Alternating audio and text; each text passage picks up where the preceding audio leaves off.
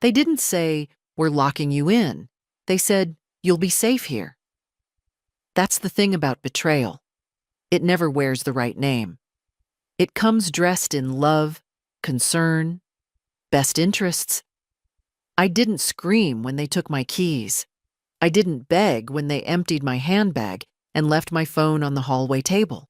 I just stood there, in the lobby of Rose Hill Care, trying to understand what had just happened. My son, Thomas, kissed my cheek and said, "It's temporary, Mom. Just until we make sure you're okay." Then he walked out. I waited. 10 minutes, 15, 25.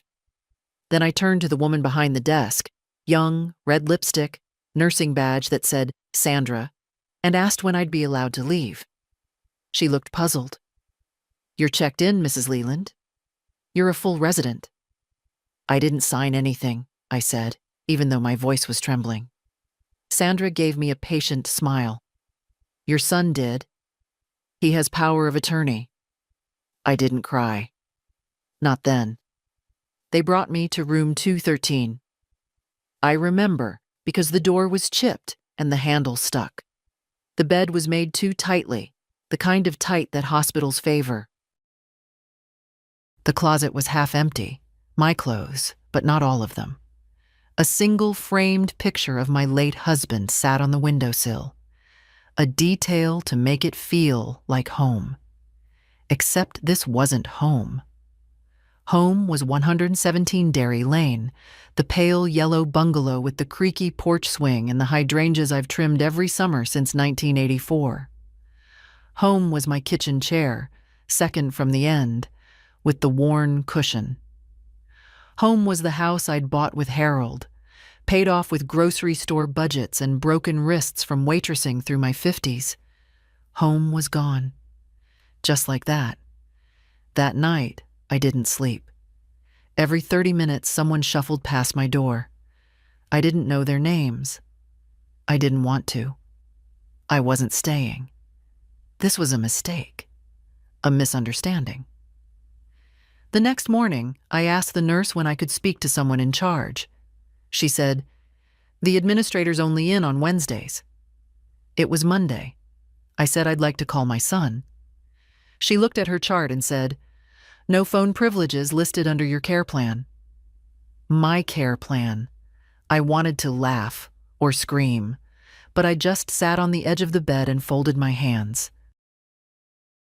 When you've raised a man who can smile while putting his own mother in a nursing home, you learn real quick that noise won't get you anywhere.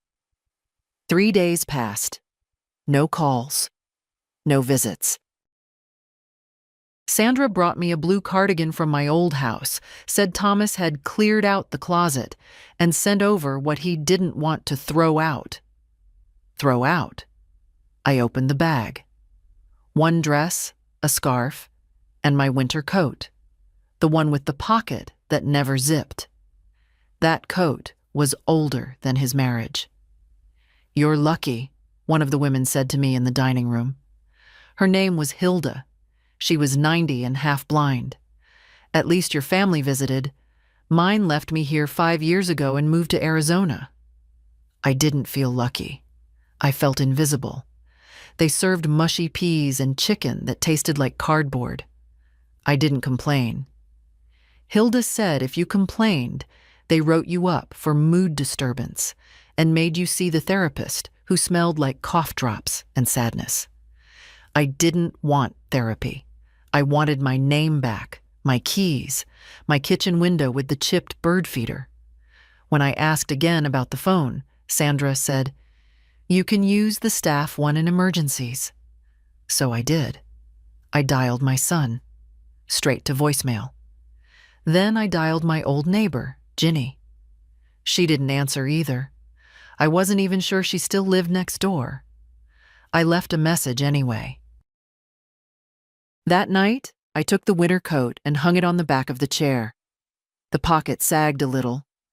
I slipped my hand inside, absently, like I'd done 1,000 times at the grocery store, feeling for receipts or old wrappers. But this time, I felt paper. Thick, glossy. folded once. I pulled it out. A lottery ticket. I stared at it like it had come from someone else's life. Powerball. The numbers were filled in, black ink. The purchase date? 1 week ago. The same day Thomas brought me here. I turned it over. No scribbles, no barcode scratches. Still intact. For a long moment, I just stared at it. Then I smiled. For the first time since walking into this place. Because in that moment, I wasn't a helpless old woman. I was someone holding a secret. And maybe, just maybe, that secret would change everything. You don't really notice how loud a place is until you're no longer welcome to silence. Nursing homes aren't quiet. They're just filled with sounds that nobody responds to. Coughs behind thin doors, television static, slow footsteps, someone calling out a name that never comes. I kept the ticket in my coat pocket for 3 days. Didn't tell a soul. Not even Hilda. I didn't know yet if it was real, but something about just having it lit something up inside me. I'd been cold for so long, I forgot what warmth felt like. On Thursday, I asked Sandra again, "Can I use the phone?" "Emergency only," she said, without looking up from her clipboard. "My furnace could be on fire," I replied. She blinked. "You don't live in that house anymore, Mrs. Leland." But I did. In my head. Every night before sleep, I'd walk through it, room by room, in memory.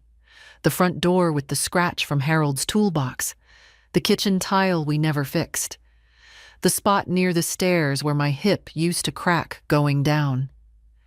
"You don't live in that house anymore." That sentence stuck to me all day like something sour. At dinner, the peas were cold. I ate them anyway. Hilda sat across from me, mumbling about some bridge club she used to run in 62. "You've got quiet eyes," she said suddenly, pointing her fork at me. I glanced up. "What does that mean?" "Means you know more than you say." I didn't answer. She was right. I waited until the night nurse came on duty. A younger one, barely out of high school, always tapping at her phone. She liked me because I didn't call out at night or ask for pills. When she passed by my room at 10:45, I stood in the hallway, arms folded like I'd been waiting hours. "Sorry to bother," I said. "I think I left my hearing aid battery in my old coat, the big gray one. Might be in the laundry. Could I—" She waved me toward the front desk. "Sure, just be quick. Don't let the alarm go off when you open the door." No security cameras, no locked drawers, just an old phone with a scratchy dial tone. I looked up the numbers manually. First, the lottery website. The winning draw had already been posted. I checked the date. Saturday. My ticket matched all 6 numbers. I blinked hard, as if I'd read it wrong. I did it again. Matched. $62 million. Jackpot. Unclaimed. I didn't smile. Not right away. I just stood there holding the phone while the night nurse scrolled through her texts a few feet away, completely unaware that 10 inches of paper in my coat pocket had just changed the entire balance of the world. I walked back to my room slowly, like I was carrying something fragile. And I was. I barely slept. My mind was turning so fast it felt like it might come loose. What could I do with that kind of money? I couldn't drive. Didn't have my bank account. My son had control of everything. Everything. And yet, for the first time in months, I wasn't afraid. I wasn't nothing. I was holding a secret so large it could swallow this whole building and spit it out as dust. The next morning, Sandra handed me a schedule for group bingo and a craft session. I looked her in the eye and said, "I'd like to speak to a lawyer." She laughed. "What, are you suing someone?" "No, I said. I just want to draft a letter. Well, your son handles all your paperwork. Then I want a lawyer to confirm that's still legal. She frowned. Mrs. Leland, that's not how this works. It is if you don't want to be reported for financial manipulation of a senior. She stopped smiling. I folded the schedule and slipped it into my pocket. Same pocket as the ticket. Later that day, I called my son again, straight to voicemail. So I left a message. Hi, Thomas. Just wanted to let you know I found something important in my coat. Something you might be interested in. Call me. I didn't say anything else. Let him wonder. That night, I sat with Hilda again. She was telling me about her fourth husband. I wasn't listening. I was thinking about names. Fake names. Trust accounts. Private lawyers. Offshore accounts. Anything I'd ever heard in movies about rich people protecting their wealth from the undeserving. I wasn't rich yet. Not officially. But I wasn't helpless anymore. And that made all the difference. He finally called back. It was Sunday morning, just after the staff rolled in the breakfast trays. Cold oatmeal, soggy toast. I didn't touch it. The phone on the wall rang. Sandra picked it up, then called down the hallway. Mrs. Leland? It's your son. I walked slowly, not because I was tired, because I needed those few seconds to bury the fire in my throat. Hi, Ma, Thomas said when I picked up. His voice sounded cheery, too cheery, like he was performing for an audience. I got your message. Something important, huh? There it was. No, how are you? No, do you need anything? Just straight to the thing he might want to get his hands on. I found a piece of paper, I said evenly. In my coat pocket, from the last time I wore it. There was a pause. What kind of paper? Oh, just something I forgot to throw away, I said. I waited. Let the silence stretch. People always reveal themselves when you don't rush to fill the quiet. Listen, Ma, he said after a beat. I hope you're settling in. Everyone says this place is top-notch. I glanced around the hallway. An old woman was arguing with the vending machine because it wouldn't take her dollar. Another was asleep with her chin on her chest, forgotten by everyone. Yes, I replied. Very top-notch. He hesitated again. I know this wasn't easy, but you have to admit it's safer. The house had stairs. You were forgetting appointments. I forgot one appointment, Thomas. Well, it scared Marcia. She said you didn't recognize her voice. I nearly laughed, as if forgetting your daughter-in-law's voice is a symptom of anything other than exhaustion. She was yelling, I said. That's why I didn't answer. And frankly, I was tired of being spoken to like a child. He sighed. I don't want to argue, Ma. I just wanted to check in. And about that paper you mentioned? I threw it away, I lied. Didn't seem that important. A beat. Silence. Then, a shift in his voice.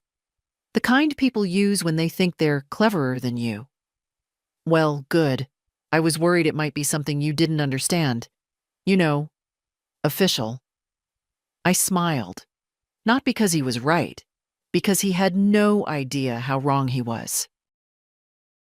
After we hung up, I walked back to my room, closed the door, and locked it. One of the only ones on the floor that still had a bolt. I pulled out the ticket and laid it flat on the desk. I stared at it. Long. Like it might start glowing. $62 million. Still unclaimed, still mine. I made a list. Things I'd need: a lawyer, proof of identity, a bank account outside of Thomas's reach, a new will, and most of all, time. Time to move slowly, quietly, like someone planning an escape. That afternoon, I skipped bingo. Sandra gave me a look. You okay? Just tired, I replied. In truth, I was never more awake. In the common room, someone had left a newspaper. I flipped through it. In the back pages, tiny ads, lawyers, accountants, document specialists. I tore out one. Consultations for elderly estate planning, discretion guaranteed. I memorized the number. The next day, I waited until the front desk was distracted, then borrowed the staff phone again, called from the stairwell. I'm calling for a relative, I said. She's in a care home, has some financial concerns, power of attorney issues. The woman on the line paused.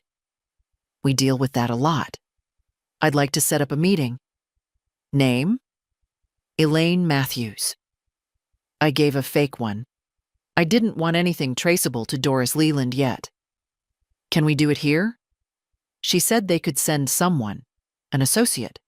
Quiet, discreet. Thursday afternoon, 2:30 p.m. I hung up and pressed the phone to my chest for a second. It was real. I had a meeting, a start. That night, I sat in the dark and stared out the window. The moon was high. I wondered if Thomas had finished moving things out of my house, if he'd sold my old books, the glass teapot Harold gave me for our 10th anniversary, if Marcia had thrown out my sewing box, if they'd found the photo albums in the bottom drawer of my dresser. They weren't just moving me out of the house. They were erasing me. But not anymore. Because somewhere, inside a sealed envelope in my drawer, was a winning ticket they didn't know existed. And I had no intention of sharing it with people who treated me like luggage to be stored. No, this time, the plan was mine. The plan was, they say old people shouldn't have secrets, but that's exactly why we're so good at keeping them. Thursday came slow. I spent the whole morning pretending to read, hands trembling a little under the blanket. At lunch, Hilda asked why I kept looking at the clock. Hot date? She joked. In a manner of speaking, I said. At 2:15, I went to the front lobby, pretending I was waiting for a delivery. The staff didn't ask questions. By now, they assumed I was mostly harmless. At 2:29, a dark green sedan pulled up. A man stepped out. Mid-40s, neat gray suit, leather briefcase. He didn't look like a salesman. He looked like someone used to telling people they were about to get sued. He walked in and glanced around. Elaine Matthews? He asked. I stood. That's me. He didn't blink. Smart man. We went to the back garden, a little concrete square with fake plants and rusty benches. The kind of place designed to look like fresh air on a budget. He opened his briefcase and pulled out a pad. I'm Andrew Myers, he said. Estate planning. Confidential consultations. You said you had a situation involving power of attorney? I nodded. It was signed under pressure. My son controls everything, my house, my bank accounts, even my mail. Do you know what he's done with your assets? I have some ideas. He scribbled something. We can contest the power of attorney. It'll take time. What else? I paused. This was the moment. I reached into my coat pocket and pulled out the envelope. I found this last week, I said, and slid it toward him. He opened it, looked at the numbers, checked the date. Then he looked up. Have you verified this? Yes. Saturday's draw, all 6 numbers. $62 million. He didn't blink, didn't whistle, just nodded slowly. Does anyone else know? No. Do you want them to? No. Then we need to move quickly. He outlined a plan. Trust accounts, blind transfers, a controlled claiming process using a law office as an intermediary.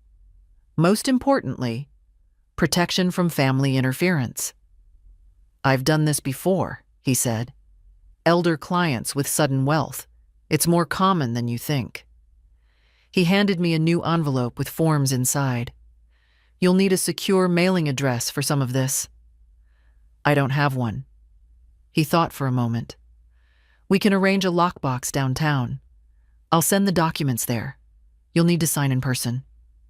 I don't have a car. I'll send one, but not to the home. We'll say it's for a medical appointment. I sat back. The air felt lighter. For the first time in weeks, I wasn't just surviving. I was building something. Do you want to give any of it to your family? He asked, not unkindly. I shook my head. They left me here without a conversation. Just took my life and wrapped it up like leftovers. I don't owe them anything. Then you'll need a new will, too. I want most of it in a trust for someone I do love, I said. My granddaughter. Name? Rosie Leland. She's 21, in college. Never asked me for a dime. Never treated me like I was a coat to hang up. He nodded. We'll make it ironclad. She'll be protected. He stood, gathering his papers. I'll be in touch in 72 hours. In the meantime, don't tell anyone. And don't try to claim the ticket on your own. Too risky. I'm old, not stupid. He smiled for the first time. That's what I figured. When he left, I stayed on the bench another 10 minutes. I needed the wind, even if it smelled like bleach and asphalt. That night, I wrote in my notebook, the one they don't check. Day 13 in Rose Hill, $62 million untouched. Legal plan in motion. My name is Doris Leland, but they'll remember me as someone else. By Saturday morning, the ticket was no longer just a possibility. It was an asset. Andrew called at 9 a.m. sharp. A woman named Carla had verified the numbers with the Lottery Commission. The legal shell was ready. The claim would be filed through a specialized trust. Anonymous, untraceable. The ticket remains your property until the payout is issued, he said. But from the moment the check is cut, everything goes into the trust. You'll be listed as the beneficiary under a legal pseudonym. What name? I asked. Clara Whitmore, he said. We chose something neutral. Clara Whitmore. Not a name that would raise eyebrows. Not a name Thomas or Marcia would ever think to Google. Where's the money going? I asked. For now, into a blind holding account. Once it's secure, we can divide it however you like. I want Rosie's portion locked until she's 30, I said. But with access for education, housing, emergencies. He paused. I've never seen someone be this clear this fast. I've had a lot of time to think lately, I said. What I didn't tell him was that every night, while the others watched TV or dozed through game shows, I sat with my back straight, staring out the window and building a new life in my mind. I knew how many zeros were in 62 million. I knew what it could buy and what it couldn't. It couldn't buy back years of being ignored. It couldn't buy back the time Marcia made fun of my shoes at Easter. Loud enough for Rosie to hear. It couldn't buy back the birthdays Thomas forgot, or the time he didn't show up to Harold's funeral until everyone else had gone. But it could buy freedom, and that was enough. Expect the check to arrive within 3 to 5 business days, Andrew said. You won't need to touch it. I'll handle everything. I'll call you Monday with further instructions. After we hung up, I opened my drawer and looked at the envelope again. I didn't need it anymore, but I wasn't throwing it away. It was proof, not of the money, but of what I'd done before the money came. I'd saved myself. That afternoon, I sat with Hilda on the patio. She was watching clouds. Her eyesight was too poor to see them properly, but she still liked to name their shapes. Look at that one, she said, pointing vaguely north. Looks like a lamb or a broken chair. You're not far off, I said. Looks like both. She turned to me, suddenly serious. You're leaving, aren't you? I didn't answer. I can feel it, she said. People like you don't stay in cages. I looked at her. Hilda, who had been stuck in Rosehill for 5 years. Hilda, who gave away her savings to 3 stepchildren who now sent her birthday cards with no return address. I reached over and squeezed her hand. If I go, I said, I'll send you something real. Like what? Like a lawyer with a pen. She laughed, a dry little sound. That would be something. That evening, Rosie called. I wasn't supposed to get personal calls, but the night nurse, same one who'd let me use the phone, had started slipping me a little time after lights out. Grandma, Rosie whispered, Dad says he might sell your car. I nearly dropped the receiver. He what? He said it's sitting in the driveway collecting dust, that it doesn't make sense to keep paying insurance. That's my car, I said. I know. That's why I'm calling. I didn't want you to find out after. My heart tightened. It was an old sedan, nothing special. But Harold had picked it out for me, said it matched my hands, whatever that meant. I'll take care of it, I told her. Don't worry. I just miss you, she said. It feels weird not hearing your voice every day. I miss you too. There was a pause. You sound different. Do I? Stronger, she said. I smiled. I'm getting my legs back under me. After we hung up, I wrote another line in my notebook. Car being sold. Without consent. One more brick in the wall. Then I tucked the notebook under my pillow and went to sleep. I dreamed of oceans and silence and the keys to my own front door. Let them think I'm powerless. That was the first rule I gave myself after I found out I'd won. Never let them see me as anything but the harmless old woman they think they locked away. Let them underestimate me. Let them forget I ever had a name of my own. Because while they were out there redecorating my life, I was building something much quieter and infinitely more dangerous. It's not hard to become invisible in a place like Rosehill. You just have to stop reacting. Don't complain when they forget to bring your mail. Don't flinch when someone takes your seat in the dining hall. Don't raise your voice when Sandra gives your lunch tray to the wrong person. Again, just smile. Be agreeable. They stop looking at you after a while. You become part of the furniture, a coat rack with good posture. And from there, you can see everything. I learned more in 3 days of silence than I ever had in 79 years of conversation. Who steals from the supply closet? Who drinks in the laundry room? Who's sleeping with the night janitor? Who forgets to give out meds and lies about it on the chart? But I didn't write any of it down. No point. I wasn't planning to stay long enough to blow whistles. I just needed cover. Time to wait for Andrew's call. Time to let the trust fill. Time to secure the next phase. In the meantime, I studied my enemies. Sandra, the day nurse, had a voice like a knife and a fondness for calling older women sweetie when she was irritated. I caught her snapping at a man named Clyde for ringing his call bell too many times. You don't need help, you need attention, she said. Clyde hadn't spoken to anyone since, just stared at the wall. The administrator, Mr. Kellerman, had a smile full of teeth but eyes that didn't match. Every Tuesday, he brought around a clipboard asking residents to sign quality surveys that nobody read. I asked him once what happened to the old library room. Budget cuts, he said. 2 weeks later, I saw his name on the list of donors for the new tennis court they were building for the staff.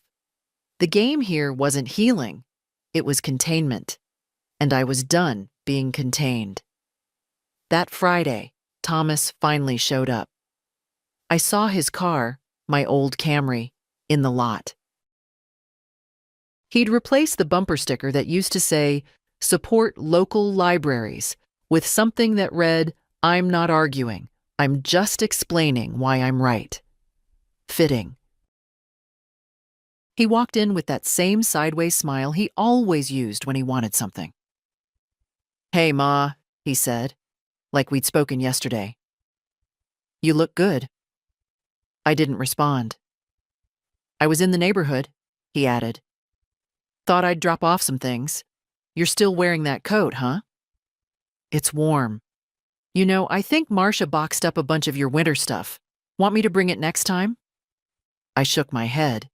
He glanced around. "You getting used to it here?" "I'm adjusting." "That's good. That's real good." He scratched the back of his neck. Nervous tick. "You know," he said slowly, "I've been thinking, once the estate stuff clears up, maybe we could get that house listed. Prices are high right now. Could be smart."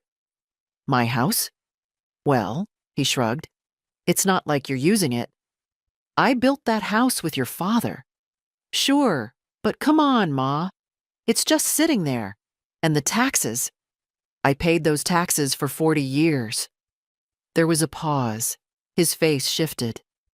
I saw the real Thomas flicker through, the one who hated being challenged.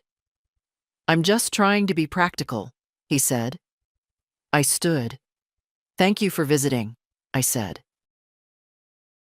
"But I'm tired now." "Wait, Ma. Don't be like that." I said I'm tired. He stood awkwardly for a second, then leaned in for a hug I didn't return. As he turned to leave, I said, "Oh, one more thing." He stopped. I found something in my coat pocket. I watched the color drain from his face. "You did?" I nodded. "A reminder." He tried to smile. "That's nice." "It is," I said. "Very nice." And then I walked away. Not because I was done, but because he had no idea that I was only getting started. The lawyer came during visiting hours. Nobody noticed. That's the brilliance of bureaucracy. You hide anything behind a clipboard and a polite nod, and people will hold the door for you without asking a single question. Andrew wore a navy blazer this time. Less formal, more forgettable.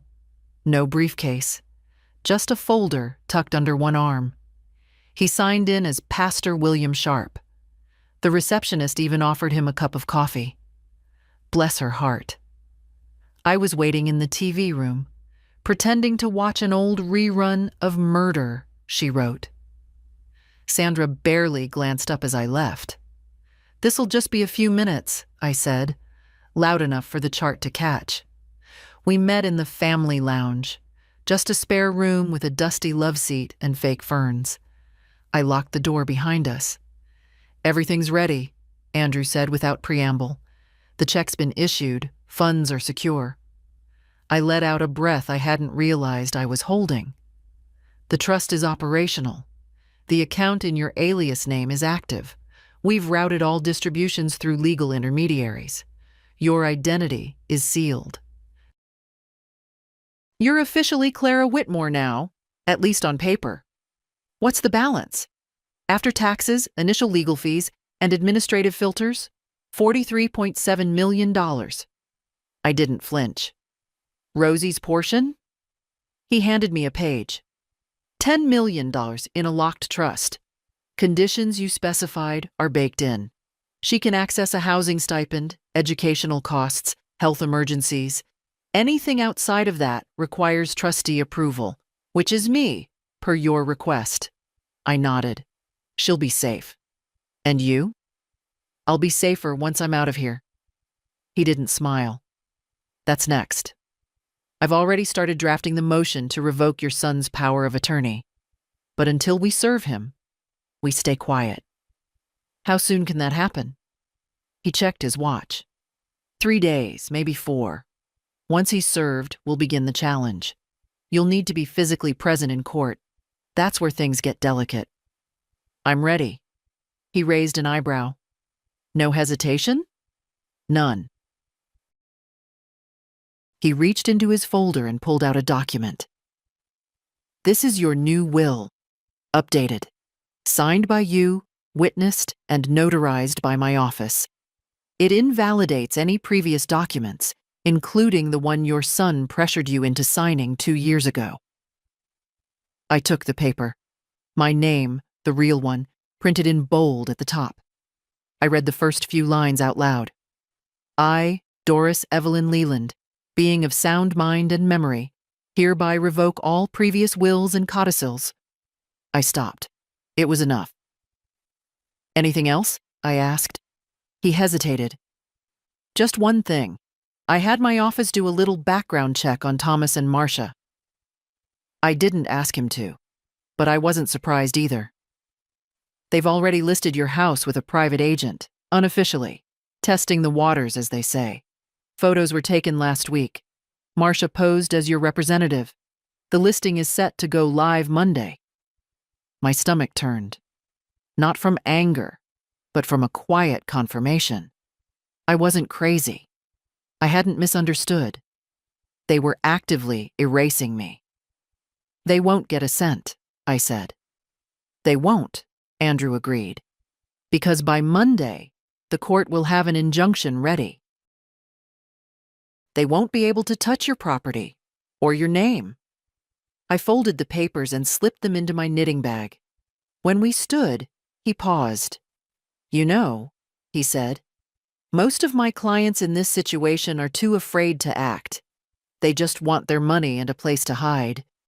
You're different. I'm not looking for revenge, I said quietly. I'm looking for clarity. He nodded. And after that? After that, I disappear. We shook hands and he left through the garden exit. 10 minutes later, Sandra passed me in the hallway. You're chipper today, she said. Had a nice visit, I replied. She didn't ask with whom. They never do.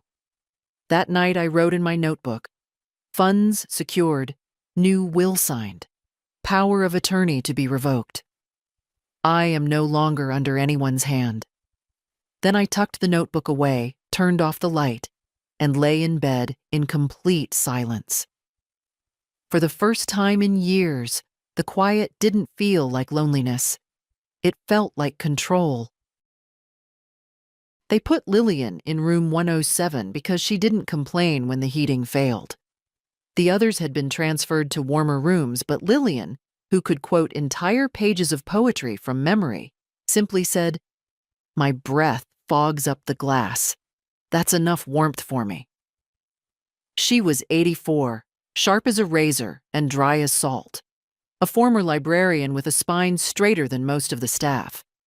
When she spoke, she did it like books had taught her, clearly, without wasted words. I liked her immediately. She'd been at Rose Hill longer than most. 4 years, maybe 5. She didn't attend group sessions, didn't do crafts, never signed up for karaoke, even when Sandra begged. They never ask themselves why the old stop singing, she told me once. They just keep handing out microphones. We started having tea together in the rec room. She brought her own bags. The ones they serve here taste like boiled socks, she said. I didn't argue. I told her my real name on the second afternoon we sat together. Everyone here calls me Doris, I said. But outside this place, my name is Clara Whitmore. She blinked once, then said, fascinating. I told her about the lawyer, the trust, the ticket. I didn't know why. I'd kept the secret from everyone else, even Rosie. But something about Lillian made me believe she'd carry the weight of it with me, not for me. When I finished, she didn't ask for details. Instead, she poured more tea. How does it feel? She asked. Like I'm holding a loaded weapon in a room full of people who think I'm harmless. She smiled. Good. Stay that way. From then on, we met every afternoon at 3. I'd bring the crossword. She'd bring her tea. We didn't always talk about the money. Sometimes we talked about her daughter, who hadn't called in 18 months. Sometimes we sat in silence, listening to the radio from the common room next door. One day, she said, "You know what they don't understand about us?" "What?" "We've had lives. Real ones. People think we were born old, that we existed just to give birth to them, lend them money, and disappear quietly into padded furniture. But we remember everything." I nodded. She looked at me. "So, when do you leave?" "Soon," I said. "The legal challenge goes through next week. After that, I disappear. New identity. New place." She tapped her teacup. "You'll send me a postcard?" "I'll send you a lawyer." She grinned. "That's better." That Friday, Sandra caught me humming in the hallway. "You're in a mood," she said suspiciously. "I remembered something nice," I replied. "Well, hold on to it. We've got a group inspection coming. Kellerman wants everyone smiley." "I'll give them a smile," I said. "Right after they fix the heating in room 107. She rolled her eyes. "Lillian doesn't mind." "She shouldn't have to." I walked away before she could reply. That night, Lillian and I played a secret game. "What would you do if they gave you the keys?" "I'd move to a town where nobody knows my name," she said. "Change my hair? Buy a cat? Live above a bookstore and never speak unless I felt like it." "You always speak when you feel like it." Then I'd finally stop explaining myself. She looked at me. "And you?" "I'd buy a little house near the water," I said. "Make tea in the mornings. Eat what I want. Sleep when I want, and I'd never, ever ask for permission again." Lillian raised her teacup. "To the day no one asks where you're going." We clinked mugs. That was the last night I saw her. The next morning, her door was closed. By lunch, a nurse came in quietly and took her name tag off the door. No announcement, no ceremony, no explanation, just gone. Like a chapter torn from a book no one finished reading. I asked what happened. Peacefully in her sleep, someone whispered. I sat in the rec room, staring at her empty chair. No one else seemed to notice. Or maybe they did, and had learned to keep walking. That night, I wrote only one line in my notebook. "Lillian's gone. And now I'm even more certain. I have to get out before they forget I was ever here too." I sent a car to my old house. Not a taxi. A black Mercedes S-Class, windows tinted, chrome polished to a mirror's edge. The kind of car people like Thomas couldn't ignore. It arrived at 4:05 p.m. on a Tuesday. The exact time Marcia usually posted her curated life updates to Instagram. Family dinners, renovation progress, inspirational quotes about gratitude, none of which ever seemed to include the woman who paid off their mortgage. The driver got out in a crisp gray uniform and handed Marcia a white envelope. No return address, no logo, just her name. Inside was a letter, typed on thick linen paper, from a fictional company called Riverside Estate Consultants. It said, "Dear Mrs. Leland, our firm represents an anonymous client with interest in acquiring several legacy properties in the Green Lake area.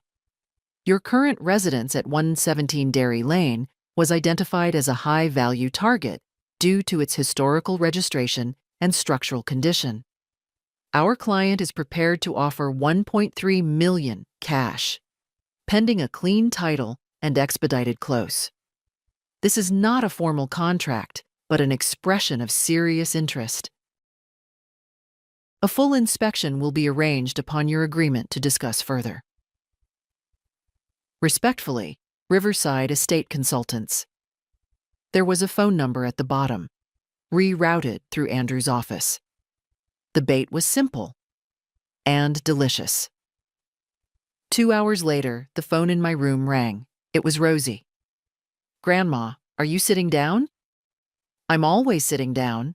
She laughed nervously. "Okay, so Mom got a letter today. Some real estate company wants to buy your house. Like, urgently. All cash. $1.3 million. I said nothing. Dad's freaking out, she continued. They're trying to figure out who this anonymous client is. He thinks it's someone from the city trying to flip it. I still said nothing. You don't seem surprised. I'm not, I said finally. People value things differently when they think they can profit. There was a pause. I heard her draw breath. Did you do this? I smiled. Let's just say, some people need a reminder that not everything is theirs just because they're standing on it. That night, Thomas called. He left a message. I played it 3 times. Hey, Ma. I know we've had our differences lately, and I think it'd be good to talk. Maybe clear the air. I know you're probably upset about the house stuff, but maybe we can figure something out. Call me, okay? He sounded uncertain, hesitant. Good. For the first time since Harold died, my son was learning what it felt like to be on the outside of something important. I didn't call back. Instead, I asked the nurse to help me print out a letter. Do you have a printer? I asked sweetly. Sure, she said. What do you need? Just a quick personal document. For a birthday. She didn't question it. I typed slowly, deliberately. To whom it may concern, I, Doris Evelyn Leland, am of sound mind and not under duress. I have not authorized the sale of 117 Dairy Lane to any party. Any representations made by third parties acting on my behalf are false and subject to legal dispute. All inquiries regarding this property must be directed to my legal representative. Signed, DEL. I folded it, placed it in an envelope, addressed it to the fictional Riverside estate consultants. Then I slipped it into my drawer, where I kept the real documents, the ones that mattered. This one was just theater. But sometimes, theater is the only way to make the audience finally pay attention. The next morning, Rosie called again. Dad's losing his mind, she whispered. He keeps saying something doesn't add up. I didn't respond. Grandma? Yes, dear. Are you angry? I thought for a moment.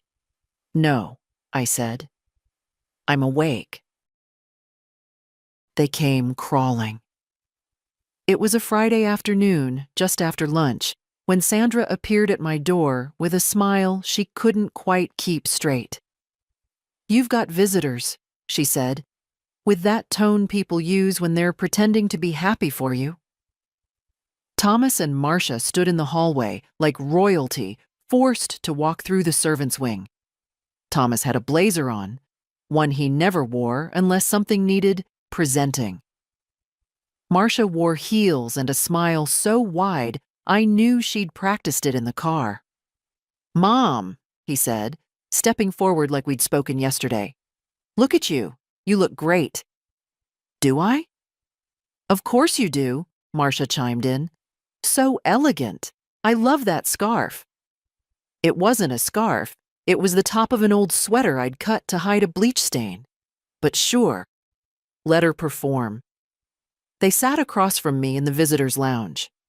Someone had set out those stale butter cookies no one ever eats. Thomas crossed his legs, cleared his throat. I just want to start by saying we've been thinking about you a lot. I nodded.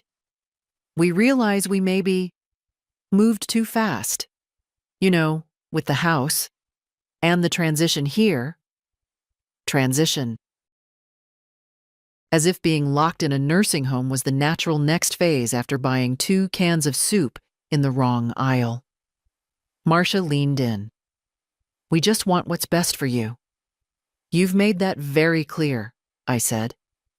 They exchanged glances. Thomas tried again. Look, about that letter, the one about the house. You didn't mention anything about wanting to sell. Because I don't. Right, he said quickly. That's fine. Totally fine. We're just trying to understand who might have. I didn't ask for it, I said. But I wasn't surprised. Marcia shifted in her seat. Still, it's not a great time to keep it empty. The market's unpredictable and I'm not dead, I said. They both froze. Marcia tried to laugh. Oh gosh, of course not. I'm not dead, I repeated. And this is still my life. There was a long silence. Thomas finally said, "No one's saying otherwise. But you acted otherwise. When you emptied my closets, when you cut off my bank access, when you signed my name to things I never read, when you sold the piano." That last part landed. I saw it. He hadn't expected me to know about the piano. I leaned forward, voice steady. You thought I'd go quietly. You thought I'd be grateful. You thought a tidy room and a bowl of soft peas was all I needed. Thomas opened his mouth, closed it again. Marcia smoothed her dress. We didn't mean to hurt you. Of course not, I said. You were too busy helping yourselves. She flinched. Thomas stood. Okay, Mom. We don't have to do this right now. We just came to say hi. To check on you. Maybe bring some things from the house if you want. Bring the car, I said. He blinked. My car. The one you said you were thinking of selling. Bring it back. It's in use. We needed it. It's registered to me. He tried to smile. Technically, yes. Then technically, it's theft. Marcia stood too. Maybe this was a mistake. I looked up at her. Not on my part. They left 10 minutes later, rattled, but trying not to show it. Sandra watched them walk past the front desk, all polite nods and tight smiles. Then she turned to me. Family visits always so cheerful? Only when they're trying to hide something, I said.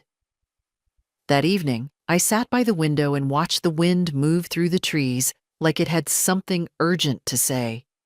I didn't move, didn't smile, didn't feel victorious. Just ready. One more thread had been pulled. The unraveling had begun.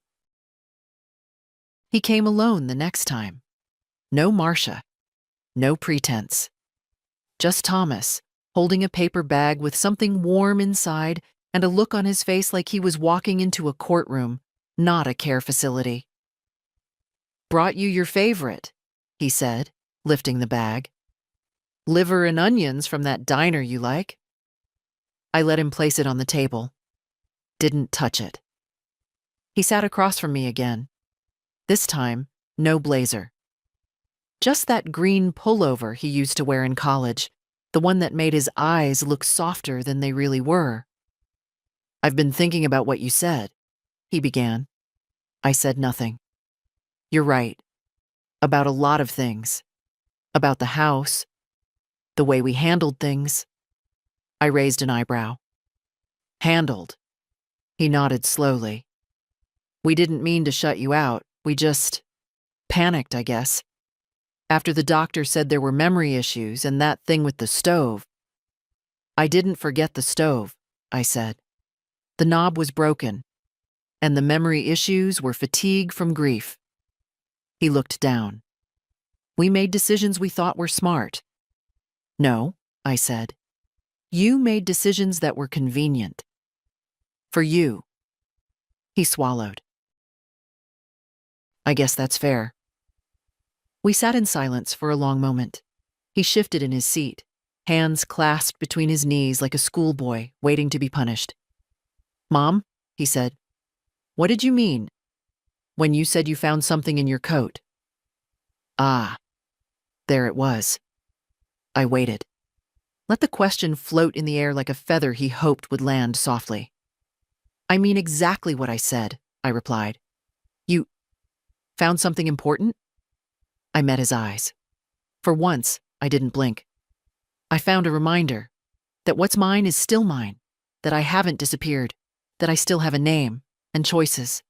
And teeth. He gave a nervous laugh. Teeth? Metaphorical, I said. He nodded. Okay. There was something in his face, not guilt, not quite. Something closer to confusion. As if the script he'd written for me was no longer working and he didn't know how to improvise. Do you need anything? He asked. Money? Clothes? I know we packed fast. I don't need a thing, I said. Everything I need is already in motion. That one hit him. I saw it. A flicker of something behind the eyes. Fear, maybe. Or suspicion. He cleared his throat. You've always been strong, Mom. But if you ever need help, I'm still… You're not, I said quietly. Not anymore. He looked away. Then, as if remembering something rehearsed, added, Marcia wants to apologize too. She didn't mean to be… forceful. She meant to win, I said. She just didn't expect me to get back up. Thomas stood. The bag of liver and onions still sat on the table between us, cooling. I'll leave that here, he said. Give it to Hilda, I replied. She still eats like she believes in miracles. He hesitated. Are we okay? I tilted my head slightly, thought about that word. Okay. It's what people say when they want to skip the consequences. No, I said. But we're honest now. That's a start. He nodded. Didn't argue. Just walked to the door, pausing with his hand on the frame. You've changed. No, I said. You just never looked closely. Then he left. That night, I didn't write in the notebook. I didn't need to. Some truths are loud enough to echo without being recorded. They cleared out Lillian's room in under an hour. No ceremony, no staff gathering. Just 2 aides, a rolling bin, and a checklist. The curtains stayed open the whole time. The sun hit the bed where she'd died 2 nights before. By lunch, the room had a new name on the door. By dinner, a new woman had moved in. Her family brought a plant and a box of sugar-free cookies, and that was that. The next morning, I asked if they'd kept any of Lillian's things. The nurse shrugged. No next of kin, just a daughter somewhere in Tampa. Didn't return our call. No memorial, no mention. I waited until after dark and walked down the hall. Her door was open. New shoes under the bed. New photo frame on the dresser. A man in military uniform, smiling beside a woman I didn't recognize. The teacups were gone. The crossword dictionary. The old scarf she wore even when it was warm. Erased. I went back to my room and locked the door. Sat on the bed. Let the quiet come. And for the first time in weeks, I let myself grieve. Not just for Lillian, though her absence felt like a sudden gust in a room you thought was sealed, but for all of it. For the friends long buried. For Harold. For the version of me who used to walk into grocery stores and not be followed by someone's hand on my elbow. I thought about the money, the trust, the plans. And I realized I hadn't once asked myself what I wanted. I'd only thought about what I could fix, what I could reclaim, who I could teach a lesson to. But Lillian never wanted to teach anyone anything. She just wanted peace, her own room, her own tea, a name that meant something when she said it out loud. Was that what I wanted? Was I building a future or just dressing up the ruins?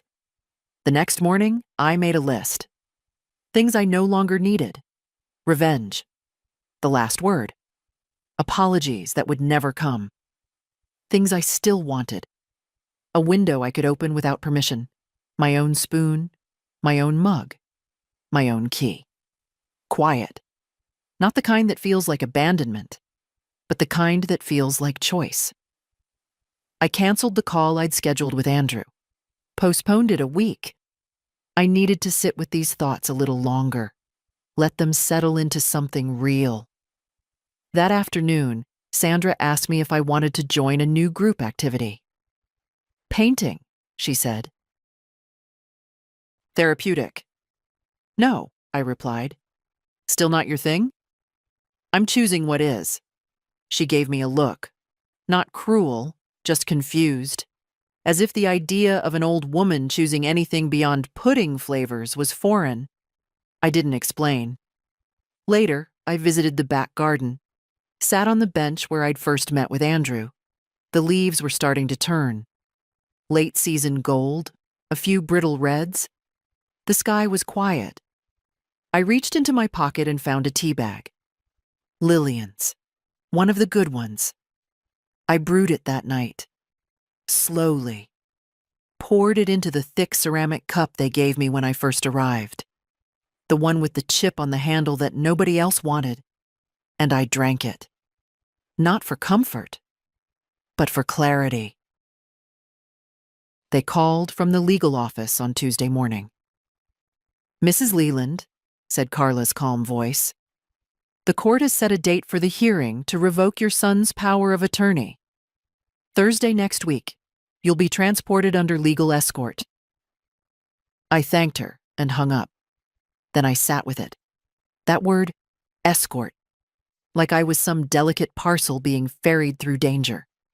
Maybe I was. Or maybe I was just a woman who finally had something they couldn't take away. Not the money, not the house, not even her silence. That afternoon, I found Hilda in the hallway, watching the elevator like it might open on something that could change her life. Going somewhere? I asked. Only in my head, she replied. I walked with her back to her room. We didn't talk much. She was one of the few people who understood that quiet wasn't a lack of something. It was sometimes the only space you had left to think. Before I left, I pulled something from my pocket. It was a folded envelope. What's this? She asked. A name, I said. A lawyer. You don't have to use it. But if you ever feel like someone's taken too much from you, call. She looked at me for a long time, then tucked it into the drawer beside her rosary and bottle of aspirin. I didn't say goodbye. Neither of us would have liked that. Back in my room, I opened the notebook again, not to make another list. To write something down I hadn't dared admit. If I leave with bitterness, they've still won. If I leave with silence, I get to decide what it means. If I leave with peace, I take back my name. It wasn't a mantra. It wasn't a plan. It was just a truth. The next day, I asked the nurse for a staff envelope. I want to send something, I said. To who? My granddaughter. She hesitated. You can call her, you know. I want her to have this on paper. She brought the envelope. I wrote Rosie's name across the front. Inside, I put 3 things. A copy of the trust document with her name on it. A photo of me and Harold standing in front of our first house in 1963. A letter. Handwritten. 4 pages. I didn't reread it. Some words don't need editing when they come from the core. I sealed it and gave it to the nurse. Mail it today, I said. Not tomorrow, today. Okay, she replied, curious. But she didn't ask. That night, Thomas called again. Voicemail. Again. His voice was smaller now. Hey, Ma, just checking in. I know I haven't handled everything right. I guess I'm still figuring things out. Call me when you can. He didn't say, I love you. Not even at the end. I didn't call back. Instead, I opened the last drawer of my little dresser. Inside was the original lottery ticket.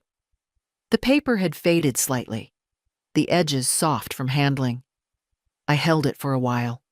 Then I tore it in half, then in half again, and again, until all that remained were small squares that looked like snow. I dropped them into the waste bin without ceremony. Not because I regretted it, because I didn't need it anymore. The money was real. The trust was real. But the ticket? That had only ever been a door. And I was already on the other side. The courtroom was small, not like the ones on television. No grand wooden benches or cameras waiting outside. Just a few rows of seats, a table with mismatched microphones, and a judge who looked like she'd seen too many people lie and too few tell the truth. I sat in the front, beside Andrew. My hands were steady. My coat was clean. My shoes were the ones Rosie gave me for Christmas 3 years ago. I'd kept them in a shoebox marked "for better days." This counted. Thomas sat across the aisle, lips pressed together like he wanted to say something but couldn't find the right tone. Good. Let him search. Marcia wasn't there. Probably advised to stay away. Probably smart. Andrew leaned toward me. Stay quiet unless they address you.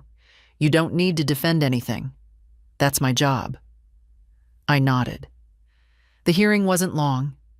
36 minutes, all told. Andrew presented the documents. The timeline, the medical statements, the financial activity on the joint accounts, the missing authorization letters, the furniture sold without consent, the home listing without signature. Mrs. Leland, the judge asked me finally, do you feel you were placed in care against your will? Yes, I said. I wasn't asked. I was told. And the power of attorney. Did you fully understand what you were signing? No, I said, because I signed nothing. The papers were processed without my knowledge. Thomas shifted, opened his mouth. His lawyer placed a hand on his arm. The judge continued. And do you feel you are mentally and physically capable of managing your own affairs? I do. Do you have evidence of support for that claim? Andrew passed over the file.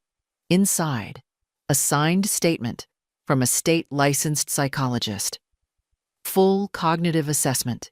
No signs of dementia. No signs of diminished capacity. The judge flipped through it slowly. Then she looked at Thomas. Your client claims he acted in good faith, she said. But financial good faith includes transparency, which was clearly absent. Thomas said nothing. She turned back to me. Mrs. Leland, are you requesting full revocation of the existing power of attorney? Yes. And replacement? No. There was a pause. You don't wish to assign it to another family member? A third party? I wish to hold it myself, I said. A pause. Then she nodded. Request granted. Just like that. Gavel. Stamped order. A paper slid down the bench toward Andrew. It was done. I didn't cry, didn't sigh, just sat still while the weight shifted. Outside, Thomas followed me down the courthouse steps. Wait. I stopped, turned. He looked thinner in daylight, less sure, less correct. I didn't mean to hurt you, but you did. I thought I was doing the right thing. No, I said. You thought you were the only one who could. He opened his mouth, closed it. I don't want the money, he said suddenly. I never did. I smiled. That's good, I said, because now you'll never touch it. He blinked. I stepped closer. Just enough. You treated me like a phase to be managed, a thing to box up. But I raised you. I paid for your braces. I stood outside your school concerts even when your father couldn't leave work. I taught you how to tie your shoes and how to sign your name. I paused. And now I'm teaching you how to lose. Then I walked away. I didn't look back. Not once. If you've ever been silenced, ignored, or tucked away like a folded coat, read this to the end. And when you're done, say something, even if it's just to yourself. I left Rose Hill on a Tuesday morning. No one noticed. Andrew had arranged everything. A nurse signed the transfer papers. Temporary leave for independent reassessment of living needs. No questions. No fuss. I packed 2 bags, one with clothes, one with papers. The staff gave me a generic hug. Sandra said, "Don't forget us." I said, "I won't." It wasn't a lie. I just wouldn't remember them the way they expected. The car was waiting outside. Black. Quiet. No logos. I didn't say goodbye to Hilda. I'd already left something under her pillow. A note, unsigned, with the lawyer's number and a line from Lillian. To the day, no one asks where you're going. The drive was long. I didn't speak. The driver didn't ask. I watched the trees change, the roads widen, the landscape shift from strip malls to quiet hills and low water. We pulled into a narrow street with no signs. At the end, a small white cottage with blue shutters. Mine. I walked through the front door and took off my shoes. The floor was cool, clean. It smelled like new wood and sea salt. On the counter was a teapot, already waiting. Andrew had thought of everything. In the living room, 1 chair, 1 lamp, 1 window. It faced the water. No television. Just silence. The kind you choose. That evening, I made tea, wrote the first line in a new notebook. I was never small, just made to feel that way. I didn't write anything else.